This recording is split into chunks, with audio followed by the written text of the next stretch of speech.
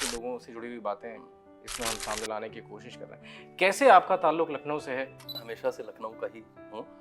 मेरे four fathers भी लखनऊ से ही हैं। जितना मैंने सुना है पापा और ताऊ जी से, बाबा जी से, कि वो इसी कैसरबाग एरिया के इंचार्ज थे नवाबों के टाइम पे।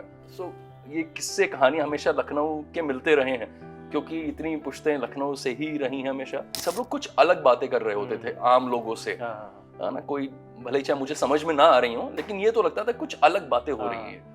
वो चाहे लिटरेचर के बारे में हो रही हो, चाहे अलग अलग स्कल्पचर्स लगे हुए हैं वहाँ पे। रविंद्रालय की गैलरी में लगे रहते थे ना, बिल्कुल वो फ्रेम से लगे रहते थे जिसमें कुछ लिटरेचर का कुछ लिखा रहता था।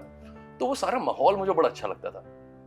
तो कहीं ना कहीं वहां से मेरे अंदर आ गया कि ऐसा कुछ करना है, ऐसा कुछ करना है। मेरे ख्याल से ये लखनऊ का ही असर है, जो कि मेरी फैमिली में भी रहा, कि लखनऊ ने हमेशा से लिटरेचर को बहुत रिस्पेक्ट दिया है और बहुत अच्छे ढंग से अपनाया है हर तरह के लिटरेचर को।